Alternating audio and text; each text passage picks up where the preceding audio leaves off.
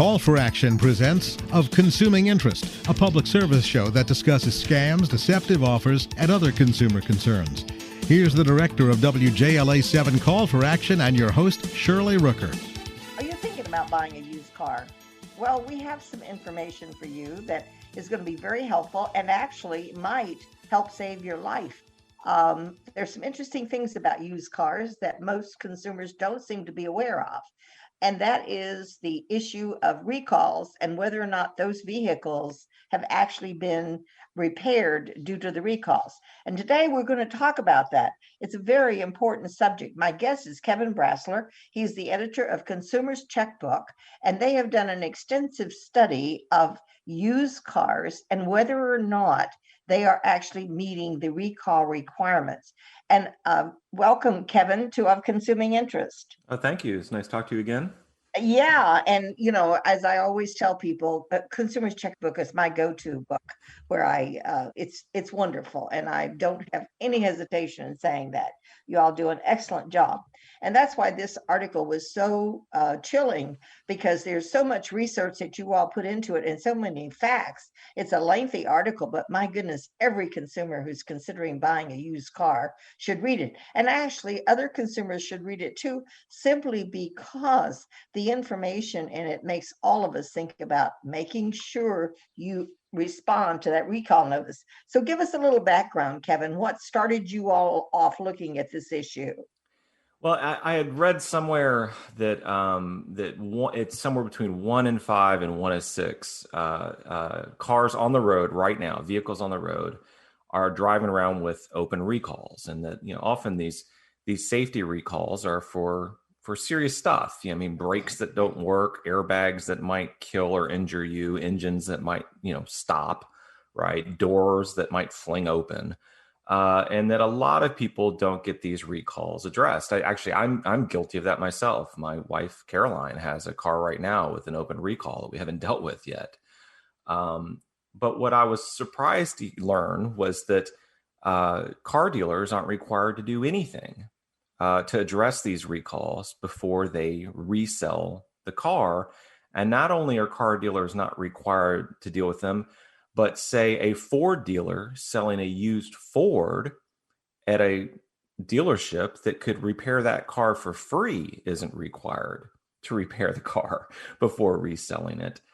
And so I just did a little experiment one day. I looked up 5 cars listed for sale on, I think, CarMax site at random, and 3 out of the 5 had open recalls and 1 had 3 open recalls. And so I spoke to a bunch of car safety experts. I spoke with Jack Gillis, some other, really smart people who were in this field, and they said, no, this is a massive problem. It's absolutely bananas that they can do this. It wasn't until a few years ago that used car dealerships, they could sell cars and say they were certified and undergone some rigorous inspection process, yet not fix the thing that everyone knows was wrong with the car, including the manufacturer. But nobody really knew how big is the problem. The dealerships and used car sellers over the years have fought back against legislation requiring them to fix these cars because they said, well, a lot of times it's a license plate light that doesn't work, or it's a misprint in an owner's manual. A lot of these recall problems are minor problems. So I wanted to know, well, how big are the problems, right? And that's a very good question. Yeah. And as you're talking, I'm sitting here thinking, well, even the people who owned the cars originally and get the recall notice may be risking their lives because they didn't respond to it.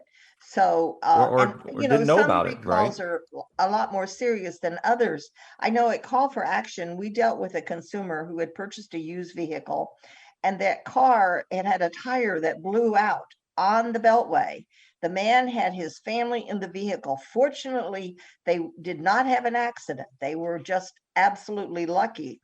But the tire, as it turned out, had been recalled, and the previous owner had not responded to the recall on the tire.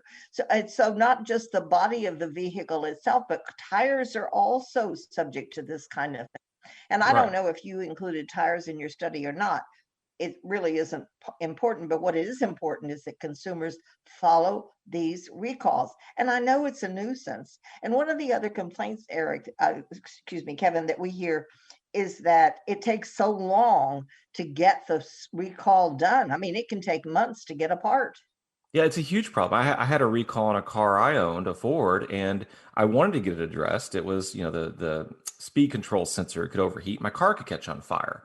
Oh boy. And they said, well, we're not going to have a replacement part for a year or more. You have to bring your car into the dealership and we'll disconnect that, the speed control basically. And then once we get a part, then you make another appointment and bring it in. And I said, what do you have, loaners? No. I mean, it just doesn't make sense that they make it so difficult to get the recall repairs done. And that's why most consumers don't bother. They either don't get the notice so they don't know about it because they don't go through their junk mail or whatever, or they just don't bother with it because it's, child safety seat anchors and they don't have kids. They don't feel like they should deal with it.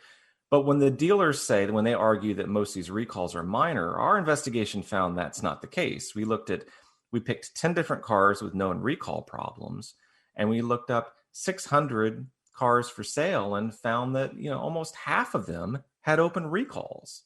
Wow. And some of them had more than one. We found one car with 5 open recalls, and they weren't minor problems, right?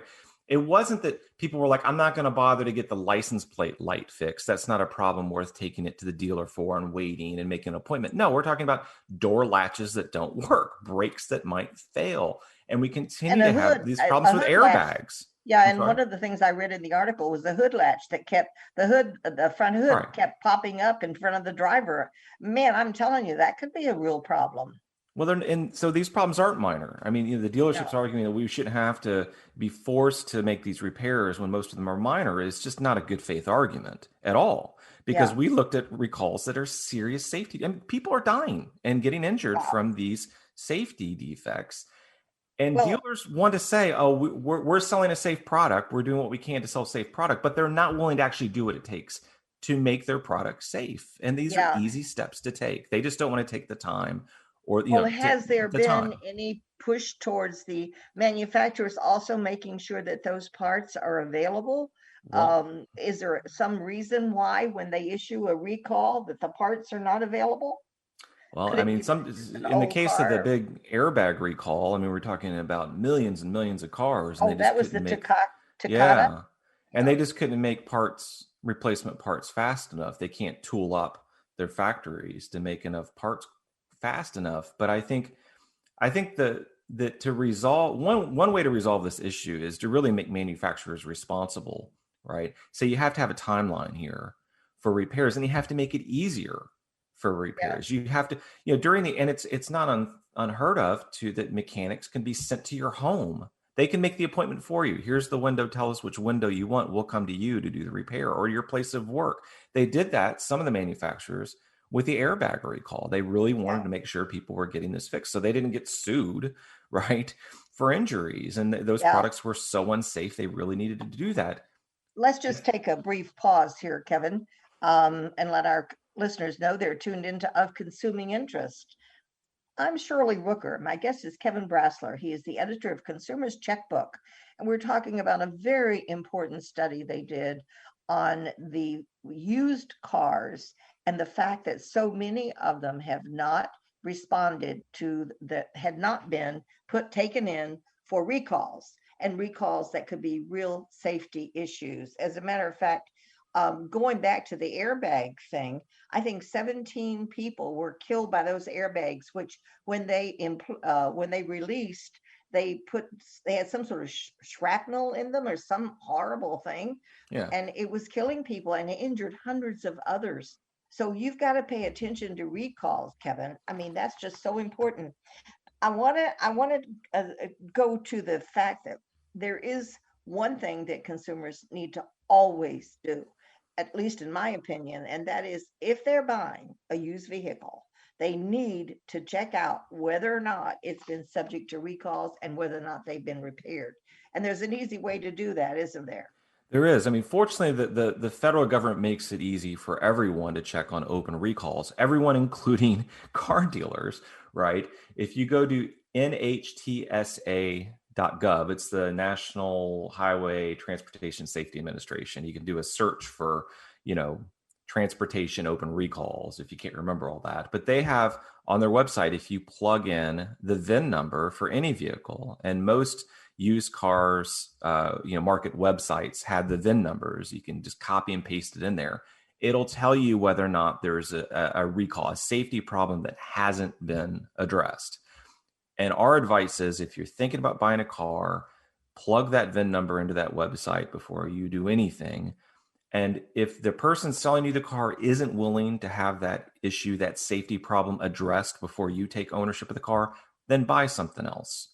There's plenty of cars on the market that don't have open recalls. Right. Just buy something else. And that is a responsibility the consumer needs to assume when you're buying a used car. Check out the VIN number. We have, as a matter of fact, at Call for Action, we have a guide to buying a used car, which we did a few years ago, which we did it because it was so important and we got so many complaints about used cars. And I'm not knocking used car dealers. My goodness, they're a wonderful market. And so many of us don't want to pay sticker price and then, drive it off of a lot and it starts immediately depreciating. So buying a used car is a wonderful option for an awful lot of people. And we need to be responsible when we're doing it. And one way to do that, and the point that you made earlier about it being certified does not mean that it actually is free from unresolved recall issues. So again, go to NHS, National Highway Traffic, Transportation Safety Administration. Right, NHTSA. Website, right? Or just put in recall information. You can get that from your website, just searching for it. And it's really the way to do. Now, I assume that what happens here is that when the car is repaired and the repairs are made to the car, that is reported to the administration? It's reported. So the drawback to its website is it can't tell you whether or not there was a safety problem that was resolved. So if you're worried that, is this make and model and year of car, did it tend to have problems? You're going to have to look around elsewhere to see how many recalls were issued. And that might be an important information to you, right? That we found one Hyundai we were looking at had 5 different recalls over the last few years. That's an indication that maybe the car wasn't designed as carefully as other cars. And so I think it's worth looking at that too. But in terms of ongoing existing safety problems, do make sure that you check for open safety defects. And also, I do think it's a problem that don't expect any seller to disclose to you those problems. They're not required by law to tell you anything about these. A lot of websites, the big used car marketplace websites have gotten a lot better about this. Carvana tells you right there whether or not there's an open recall. Others, and they tell you what it is. But their website also says we're not going to fix this before you take the car. There are a lot of other websites that might indicate there's a problem, but not tell you what the problem is. I think there should just be required disclosure. There should be required disclosure. They should be required to fix it. I mean, what other industry, Shirley, is there in this country that can knowingly sell you a product that is defective, that has a safety defect that could injure or kill you, people in your car, other people on the road you're driving around? I mean, if a pharmaceutical company told drugstores, hey, we have a batch of bad drugs, and the drugstore said, we're going to sell them anyways, and we're not even going to warn people about it. I mean, they'd be sued out of existence, right? Yeah, they'd face criminal charges. And yet used car dealers get a pass on all this. Yeah, I think the number of cars that you said that from the 600 you checked, 40% of them had unresolved recall issues. And whether or not those were safety issues or not, we don't know. But what we do know is that they should all be addressed, whether or not they're now. They were all serious. Yeah, they were all. We looked at cars that we knew had in the past had serious safety problems, and the numbers. Yeah.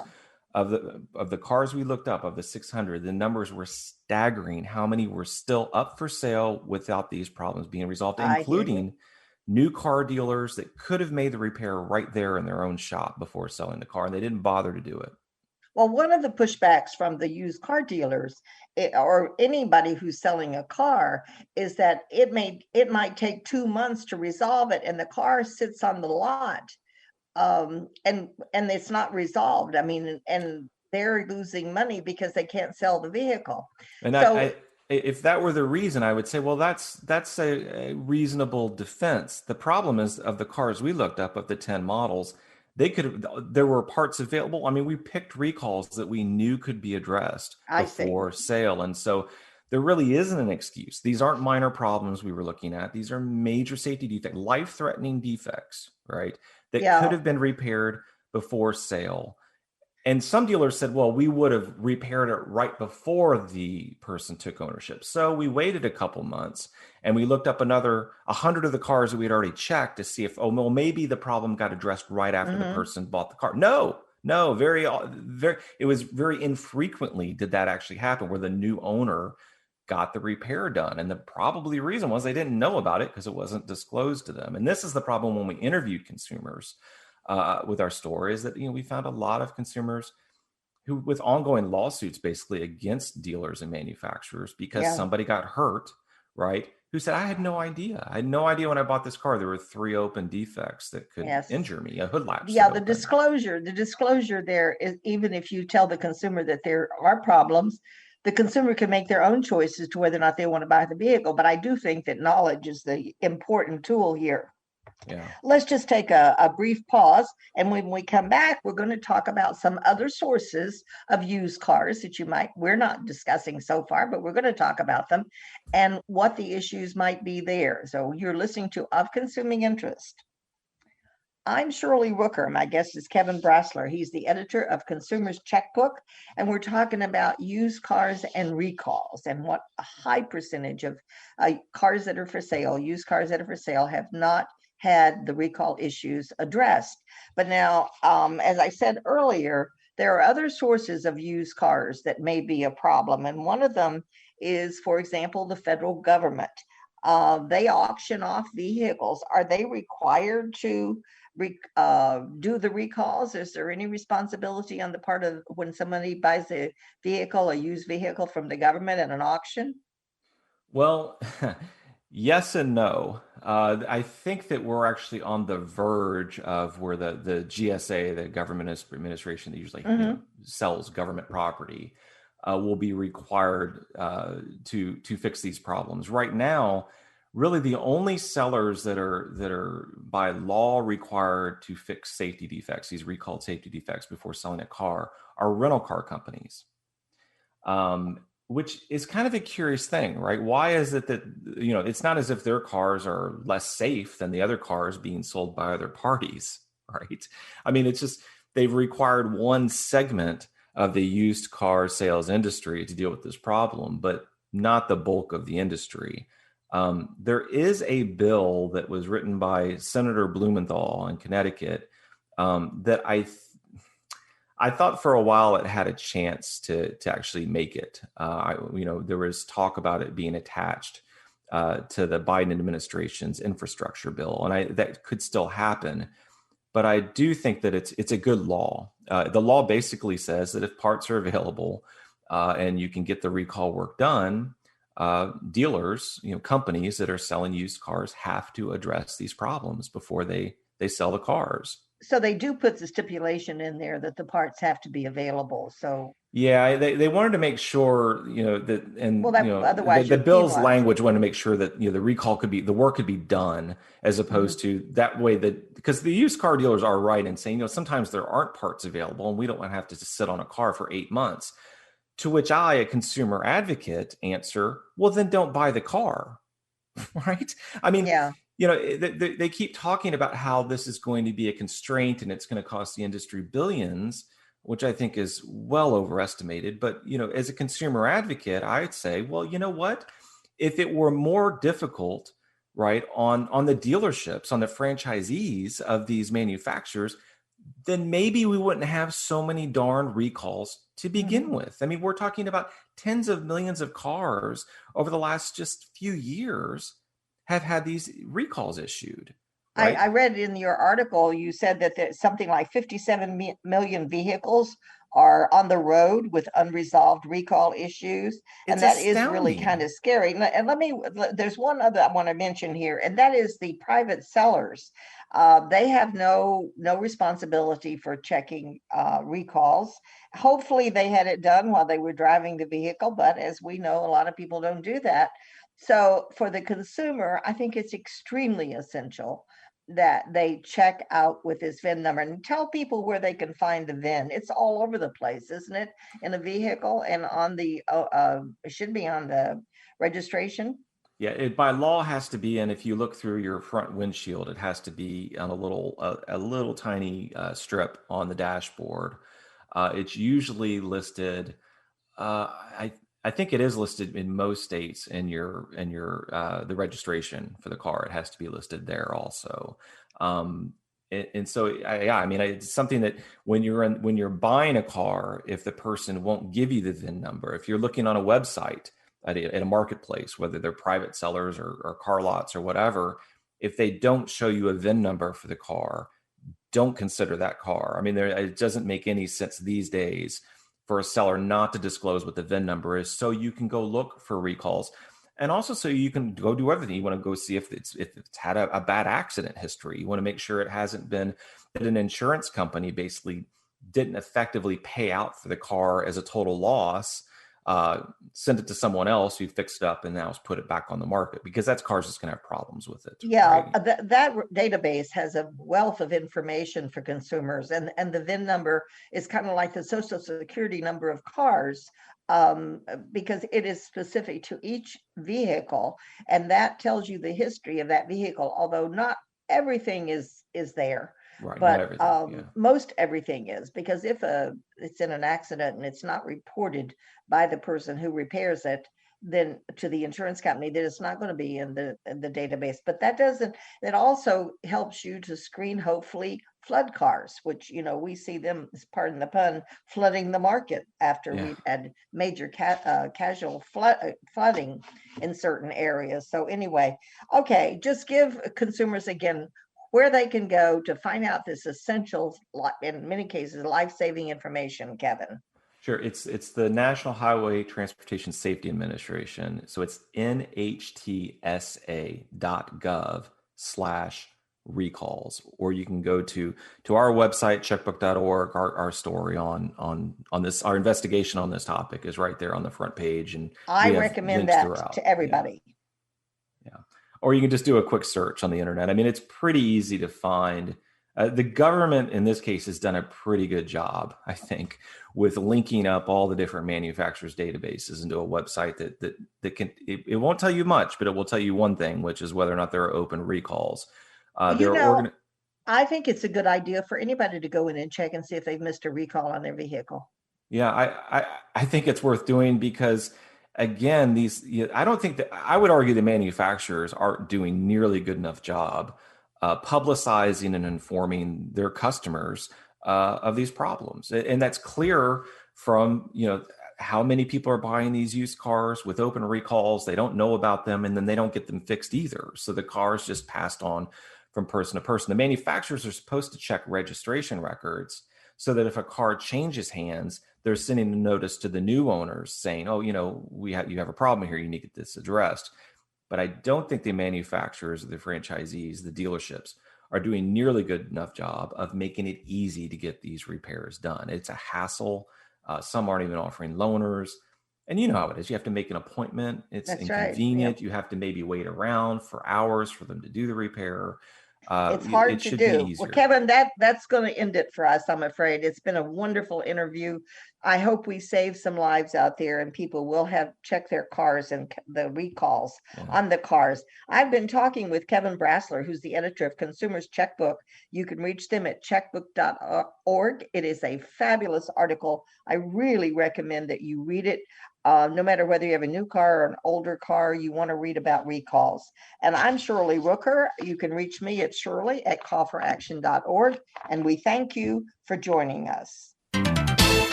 Of Consuming Interest is a public service program presented by WJLA 7 Call for Action, hosted by Shirley Rooker. Call for Action is an international nonprofit network of hotlines which offer free and confidential assistance. If you have a complaint, contact Call for Action at 301-652-HELP. That's 301-652-HELP.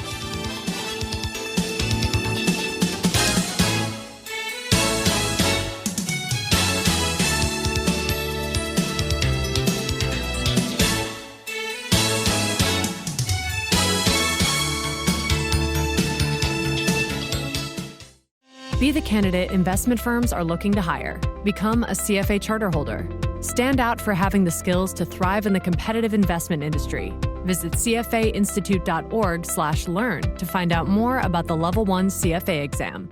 This is for Busch Gardens Williamsburg. Spot titled BGW/21/census/SN/July 4th/save up to 40%/FC/tickets/radio. It's a 30-second spot, and the code is VBGW021039R.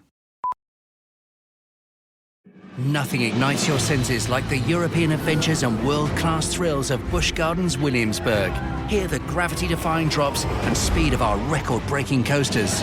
See the world's most beautiful theme park as you stroll through our elegantly themed villages. And treat all your senses to the live concerts, nightly fireworks and coasters in the dark at Summer Nights, June 25th to July 29th.